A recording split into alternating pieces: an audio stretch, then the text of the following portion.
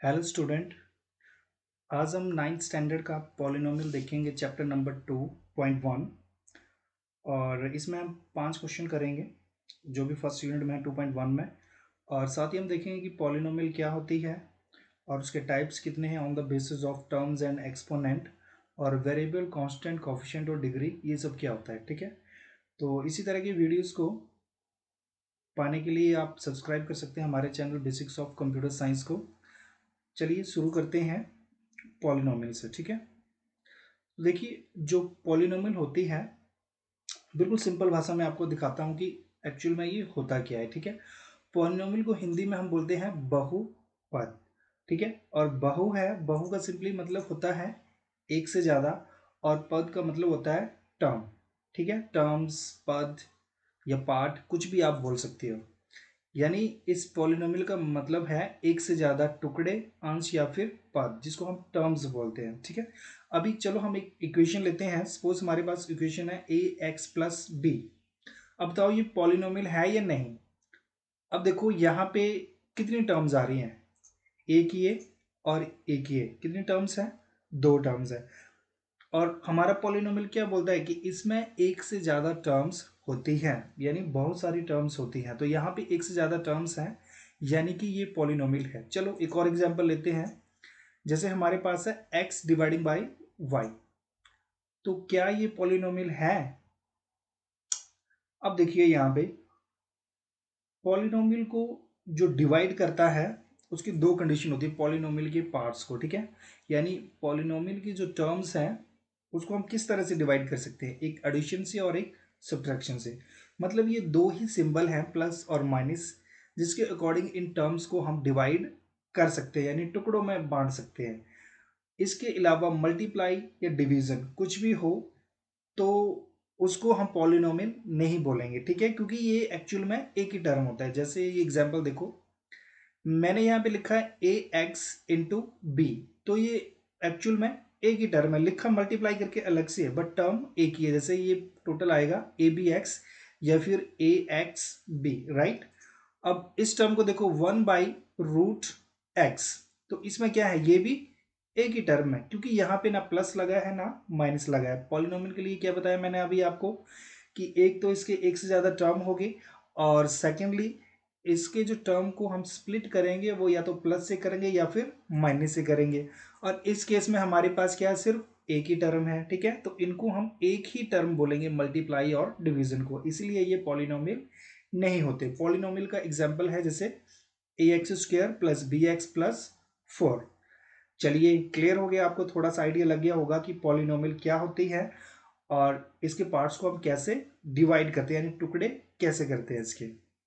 आइए एक और एग्जांपल लेते हैं। जैसे हमारे पास है 3x² प्लस 4x प्लस 5। अब यहाँ पे हम वेरिएबल और कांस्टेंट की बात करते हैं। जैसे सबसे पहले हम कांस्टेंट की बात करेंगे, जिसको हिंदी में अचर बोलते हैं। हैव डेफिनेट और फिक्स्ड वैल्यू, जिनकी वैल्यू हमेशा एक जैसी रहती है, यानी ये ऐसे नंबर होते हैं जिनकी वैल्यू को हम चेंज नहीं कर सकते, जैसे 5, 4 और 3। अभी देखो यहाँ पे तीन कांस्टेंट वैल्यू जिसको हम चेंज नहीं कर सकते, वो पूरे क्वेश्चन में वैसे की वैसे ही रहेंगी। ठीक है, अब उसके बाद आ जाते हैं हम वेरिएबल पे। वेरिएबल वो वैल्यू होती है जो कि कांस्टेंट नहीं रहती, हमेशा चेंज होती रहती है। सपोज पहले हमने एक्स की वैल्यू एक दी, ठीक है, और दोबारा हम क्या करते हैं, दो दे देते हैं या तीन दे देते हैं, तो हर बार एक्स की वैल्यू क्या हो रही है, चेंज हो रही है। तो जब भी एक कांस्टेंट नंबर आता है, जैसे डिजिट आता है, यानी 3, 4 और 5, तो वो कांस्टेंट है। और अगर एक्स वाई जेड लगा है उनके साथ, तो मतलब वो वेरिएबल है। ठीक है, इसको थोड़ा और एलेबोरेट करके बताता हूं। जैसे हमारे पास इक्वेशन है 5x² प्लस 2y माइनस 7। तब देखो ये जो 7 लिखा है ये है कांस्टेंट, राइट। इसमें किसी भी तरह का x y या z नहीं लगा है। अब यहाँ पे ये जो x और y है ये है हमारे वेरिएबल, जो कि चेंज हो सकते हैं। और ये जो प्लस और माइनस के निशान है इसको बोलते हैं हम ऑपरेटर। अब यहाँ पे जैसे हमारे से पूछते हैं कि y का कोफिशिएंट क्या है, तो 2, और x² का कोफिशिएंट क्या है, 5।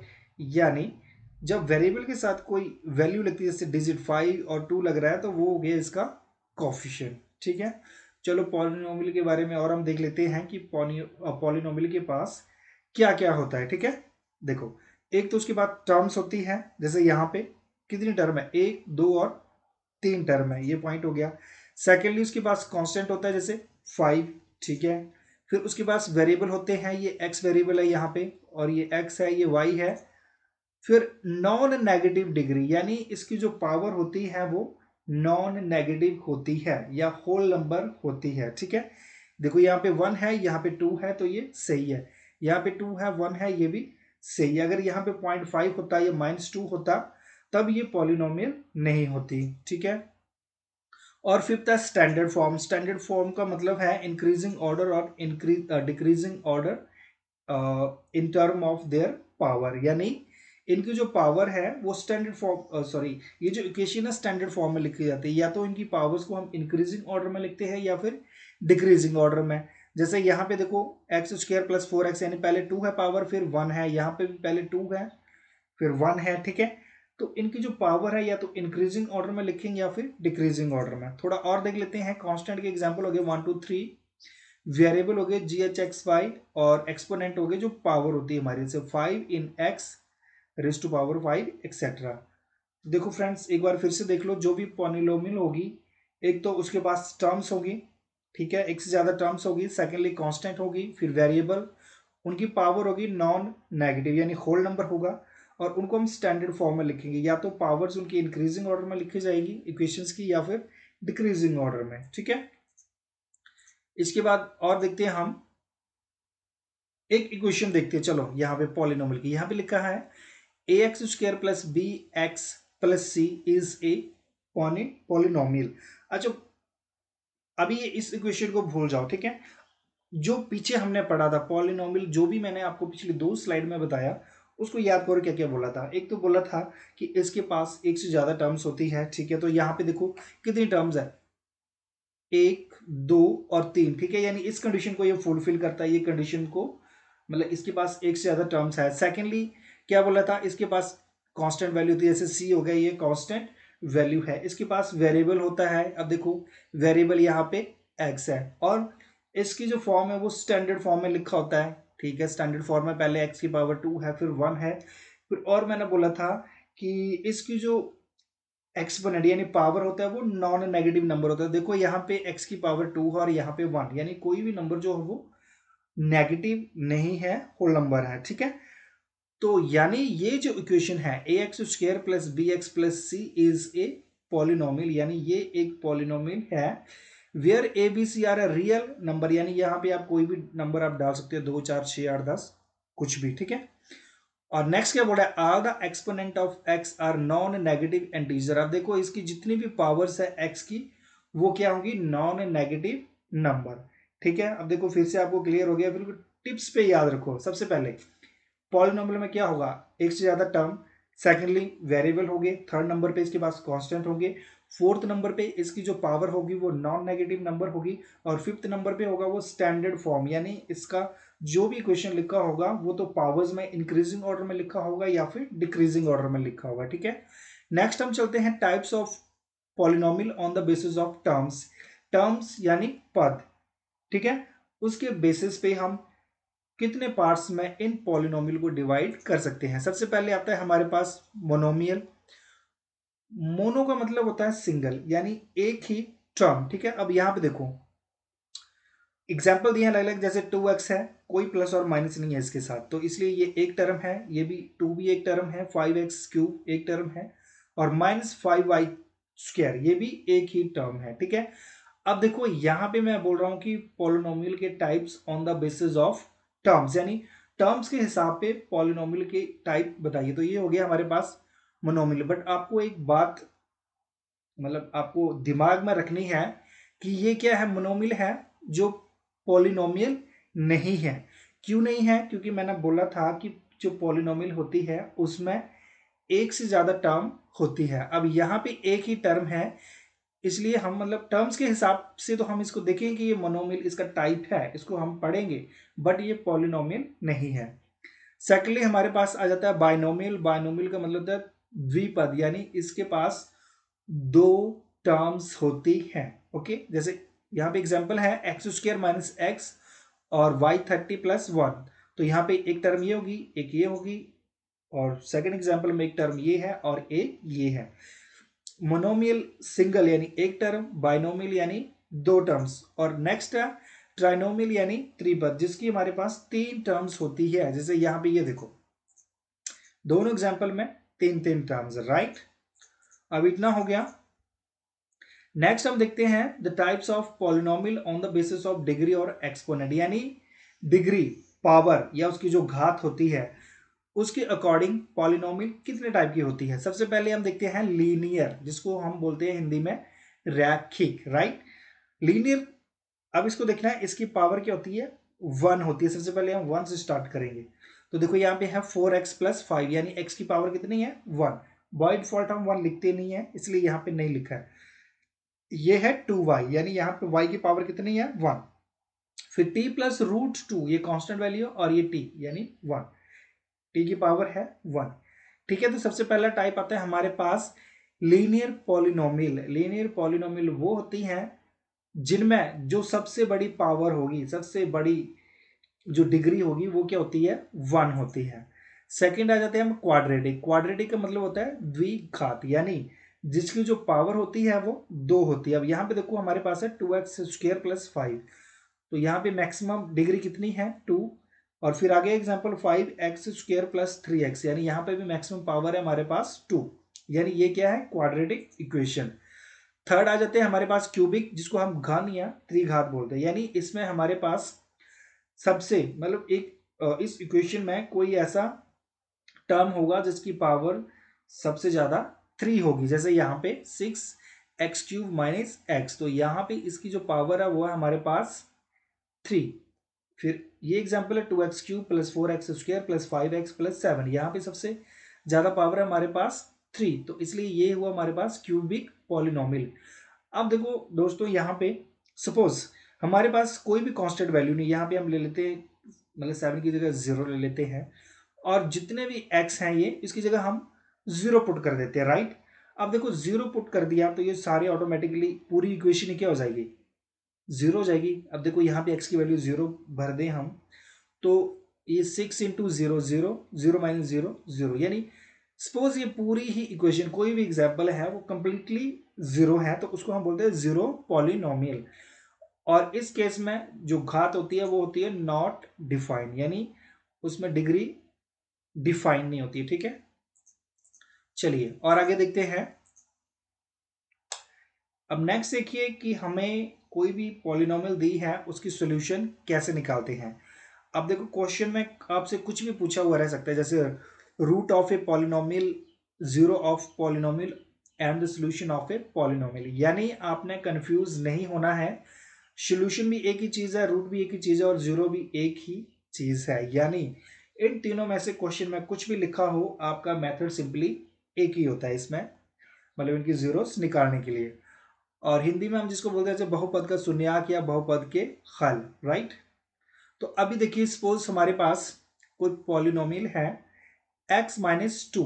अब देखो जीरो, अब सोल्यूशन किसी भी चीज का कैसे निकालते हैं पॉलिनोमियल के केस में, हमें यहाँ पे x की ऐसी वैल्यू पुट करनी होगी जिसके कारण हमारा जो इक्वेशन है वो जीरो बन जाए पूरा ही, वही हमारा सोल्यूशन होता है, वही हमारा रूट और वही हमारी जीरो होती है, ठीक है।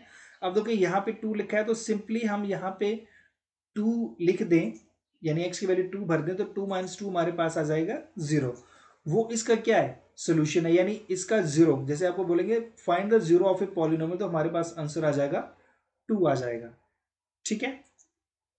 सो जीरो क्या है या सोल्यूशन क्या है, the value of a variable by which polynomial become zero, यानी कोई भी पॉलिनोमियल हमारे पास दी है उसमें जो वेरिएबल होते हैं एक्स वाई जेड कुछ भी, वहां पे हमें एक ही वैल्यू, अलग अलग नहीं, एक ही वैल्यू ऐसी पुट करनी होती है कि जब भी हम उस वैल्यू को इक्वेशन में पुट कर दे तो वो सारे का सारा इक्वेशन क्या हो जाता है, जीरो हो जाता है, ठीक है। अब देखो इसको ग्राफिक में कैसे ड्रॉ करना है आपका, वो दिखा रहा, तो ये आपकी एक्स एक्सिस और ये वाई और ये वाई डैश एक्सिस होगी, ठीक है। अब थोड़ा सा और आगे चलते हैं हम पॉलिनोमियल के बारे में।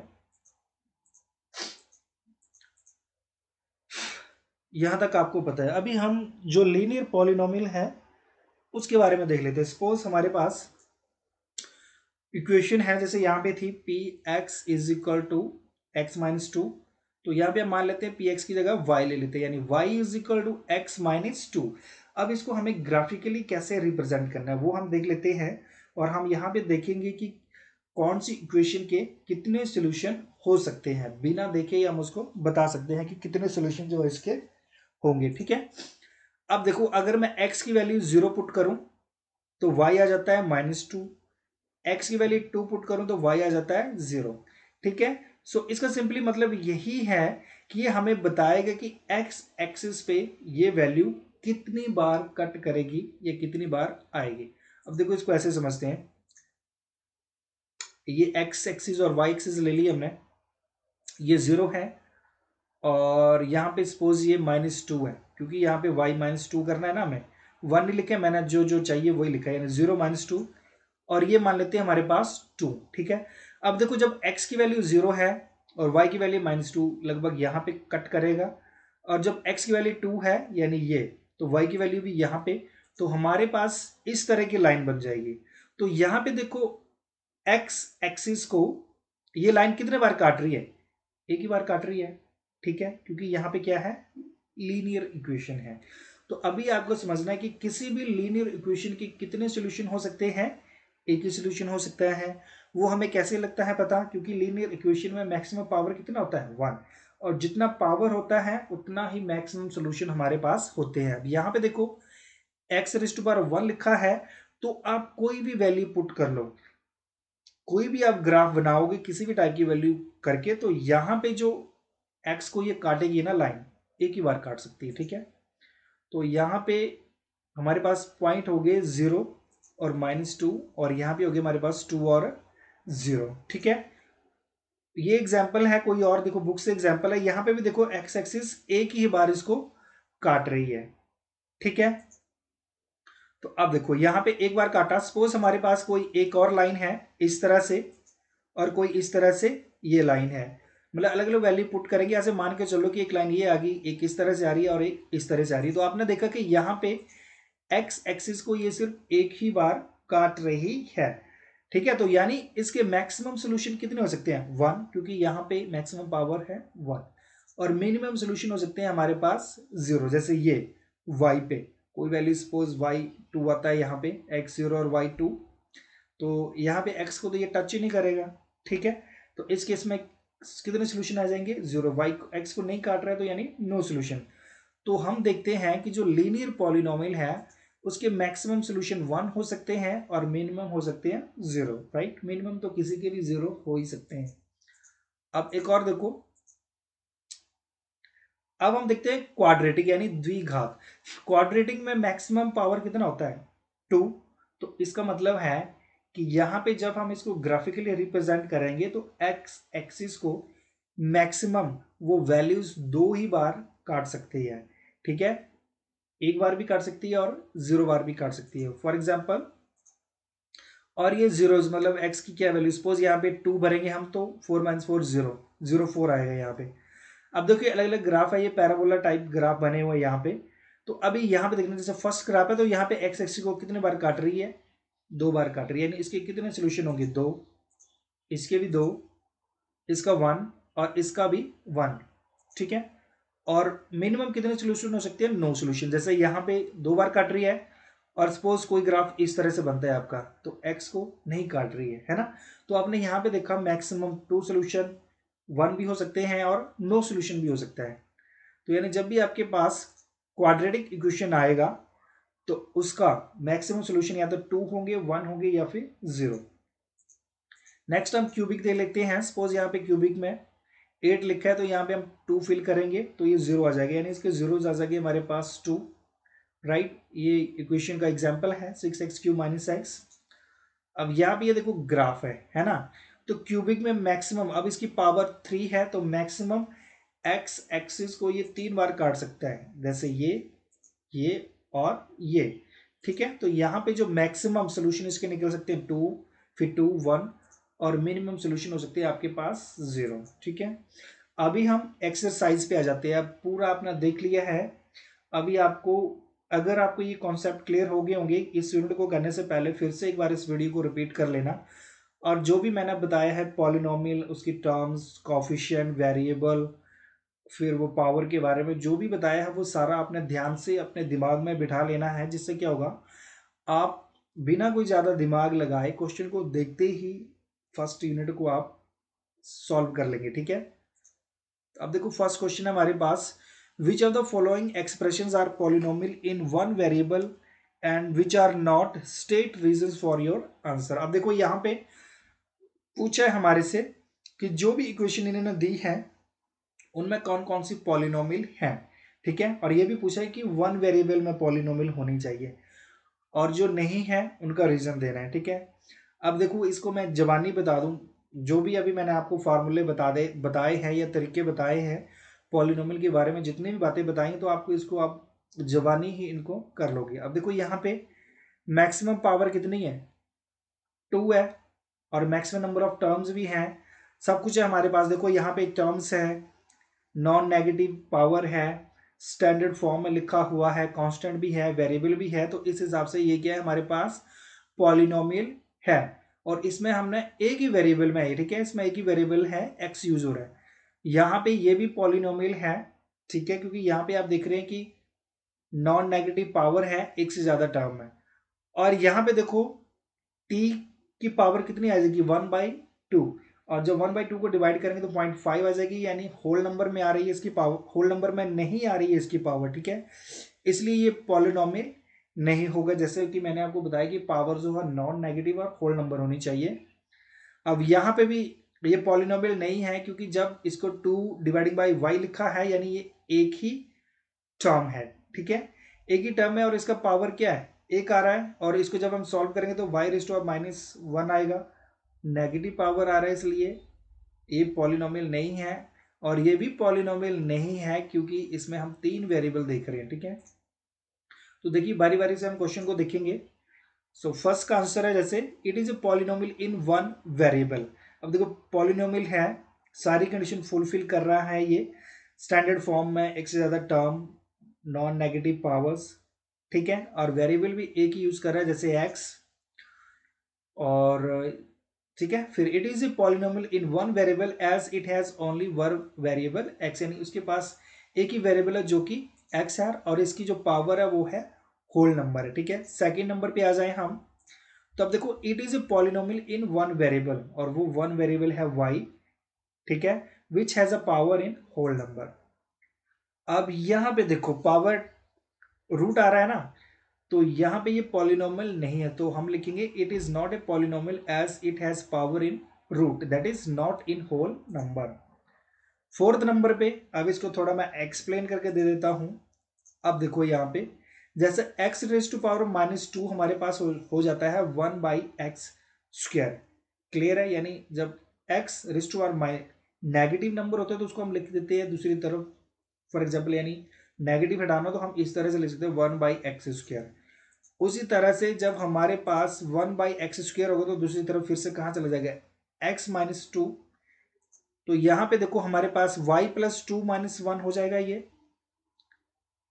ये मैंने तभी बताया है किस तरह से है, तो यहाँ पे तो y की पावर कितनी हो रही है, नेगेटिव, और मैंने बोला था कि इसकी पावर नॉन नेगेटिव होनी चाहिए, तो इसलिए इसका आंसर आएगा it is not a polynomial as it has a negative exponent.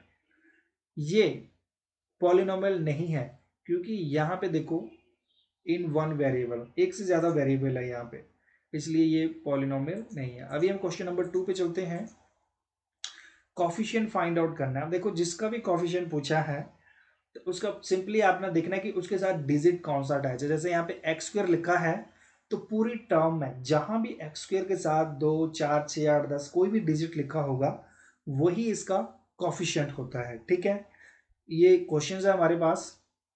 अब यहाँ पे देखो जबानी कर दो तो यहाँ पे देखो 1, यहाँ पे -1 π/2, और यहाँ पे x² नहीं है इसलिए ये 0 हो जाएगा। ठीक है, अब थोड़ा सा आइडिया देने के लिए आपको बताता हूँ कि क्वाड्रेटिक पॉलिनोमियल है हमारे पास ax² + bx + c, linear polynomial है हमारे पास ax + b।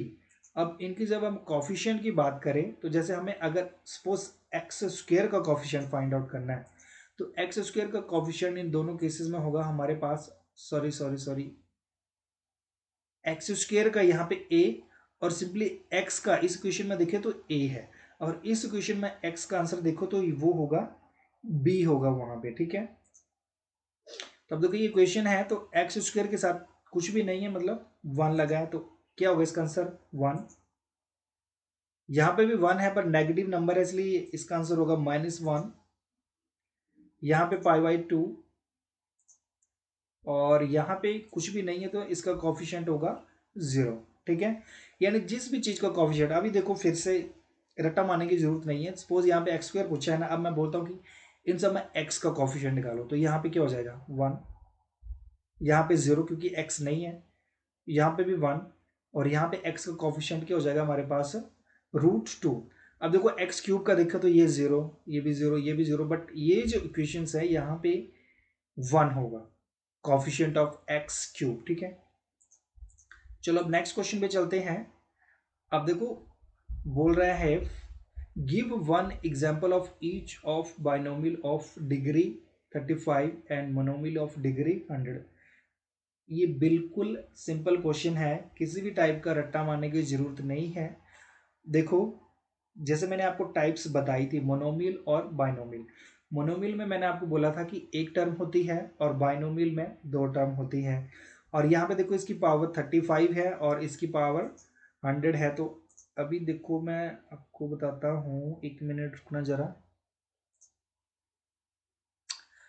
अब देखो यहाँ पे मोनोमियल उसमें एक ही टर्म होती है, ठीक है, और बाइनोमियल में 2 टर्म होते हैं, राइट। अब वहाँ पे जो हमारे पास जैसे मोनोमियल में 100 है, तो यहाँ पे जैसे हम 2x⁻100 लिख सकता हूँ मैं, या y⁻100 लिख सकता हूँ। जो बाइनोमियल में 35 है तो मैं सिंपली क्या करूँगा, x की जगह 35 लिख दिया, बाकी पूरा चाहे मैं यही इक्वेशन लिख दूँ। यहाँ पे भी y 35 लिख दिया, यहाँ पे मैं 1 ही रहने दूँ, ठीक है। तो कोई मतलब इतना ज़्यादा टफ नहीं है ये, ठीक है। डिग्री की होती है highest power of a variable, और देखो बाइनोमियल में हाईएस्ट पावर 35 और यहाँ पे 100 दी है।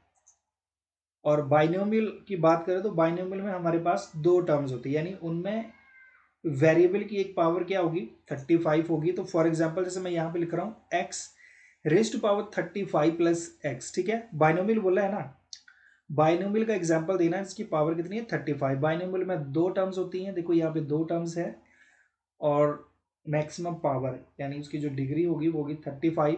अगर इसी का एक और एग्जांपल ले लें तो हम यहाँ पे x की जगह 5 भी लिख सकते हैं, या जो पीछे मैंने जो एग्जांपल बताया आप उस तरह से भी लिख सकते हैं। मेन मतलब है कि यहाँ पे 2 टर्म्स आएगी, प्लस लिखो चाहे माइनस लिखो, बट एक टर्म में मैक्सिमम पावर 35 आएगा।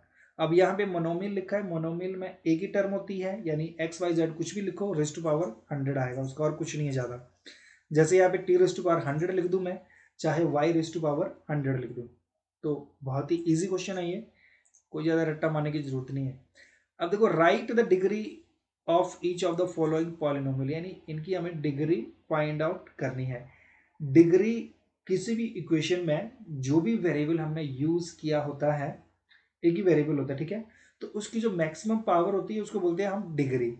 जैसे यहाँ पे मैक्सिमम पावर 3 है तो उसकी डिग्री 3 आएगी, इसकी 2 माइनस से कोई लेना देना नहीं है, इसकी 1, और यहाँ पे किसी भी टाइप का वेरिएबल नहीं है तो इसकी डिग्री आएगी 0। अब देखो डिग्री होती है हमारे पास highest power of a variable, ये तो मैंने आपको जवानी बताया अभी। अब थोड़ा सा आइडिया देता हूँ आपको कि डिग्री होती है highest power of a variable. जैसे ये इक्वेशंस है तो इसकी हाईएस्ट पावर कितनी हो जाएगी 3, इसमें 2 है हाईएस्ट पावर तो 2 आएगा, माइनस प्लस से कोई लेना देना नहीं है, यहाँ पे 1 आएगा और यहाँ पे 0 आ जाएगा, ठीक है। आ जाते हैं आपके लास्ट क्वेश्चन पे, classify the following as a linear quadratic and polynomial.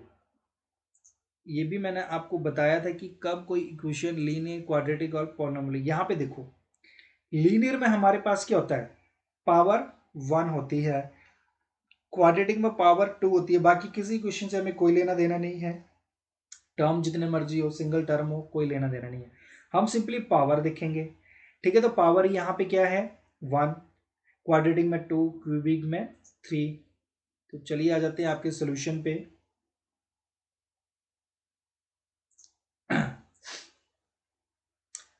अब यहां पे देखो 2 है क्वाड्रेटिक, ये क्यूबिक, ये 2 आएगा मैक्सिमम पावर क्वाड्रेटिक, यहाँ पे 1 है लीनियर, यहाँ पे 1 है लीनियर, यहाँ पे 2 है क्वाड्रेटिक, यहाँ पे 3 है क्यूबिक। ठीक है, फिर से रिमाइंड करवा देते हैं आपको। Linear polynomial ax plus b, यहाँ पे सिर्फ आपको समझाने के लिए 1 लिखा है ऊपर, अदरवाइज बाय डिफॉल्ट x की पावर 1 ही होती है। ठीक है, तो यहाँ पे हाईएस्ट पावर क्या होगी 1। क्वाड्रेटिक पॉलिनोमियल का एग्जांपल, इसकी मैक्सिमम पावर होती है 2, और क्यूबिक का एग्जांपल और इसकी मैक्सिमम पावर होती है हमारे पास 3। चलिए, ये हमारा फर्स्ट क्वेश्चन। तो यहाँ पे देखो पावर कितनी है 2, अगर पावर 2 होगी तो कौन सा क्वाड्रेटिक पॉलिनोमियल, कौन सा पॉलिनोमियल होगा हमारे पास, क्वाड्रेटिक। ठीक है, फिर नेक्स्ट यहाँ पे मैक्सिमम पावर है 3, और यानी इसका डिग्री कितना है 3, और जिसकी डिग्री 3 होती है वो तो हमारे पास क्यूबिक पॉलिनोमियल। फिर यहाँ पे आ जाते हैं मैक्सिमम पावर हमारे पास क्या है। अब देखो मैंने बोला था कि स्टैंडर्ड फॉर्म में आती है पॉलिनोमियल की, जो फॉर्म होती है उसको स्टैंडर्ड फॉर्म में लिखते हैं। अब देखो यहाँ पे एग्जांपल एक्स स्क्वायर, पहले 2 है फिर 1, अब यहाँ पे पहले 1 है फिर उसके बाद पावर 3 है, फिर यहाँ पे 1 फिर 2।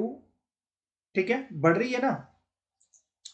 सो क्वाड्रेटिक स्टैंडर्ड फॉर्म में लिखा है इसको। 1 प्लस एक्स, ये कौन सी है, लीनियर, क्योंकि इसका डिग्री कितना है 1। ये 3t, ये भी लीनियर क्योंकि इसका डिग्री है 1। ये आर स्क्वायर, तो ये हो जाएगा क्वाड्रेटिक क्योंकि इसका डिग्री है 2। और लास्ट में आ जाते हैं 7x क्यूब लिखा है, ये है क्यूबिक क्योंकि इसका डिग्री है 3। आई होप गाइस आपको ये वीडियो कंप्लीटली समझ में आ गया होगा। एक बार फिर से आपने देखना है, इजीली आपको समझ में आ जाएगा। नेक्स्ट चैप्टर हम कुछ टाइम बाद देखेंगे, हम उसका वीडियो बनाऊंगा। फिलहाल ये सब देखने के लिए आपका थैंक यू वेरी मच, और इस चैनल को सब्सक्राइब करिए। अगर आपने और भी ज़्यादा वीडियोस देखने हैं और आपको हेल्प हो रहा है किसी भी टाइप का, तो अपने फ्रेंड के साथ, रिलेटिव के साथ इसको शेयर कीजिए। ठीक है friend, thank you very much. किसी भी टाइप का कोई प्रॉब्लम होगा कमेंट में लिख सकते हैं। Thank you.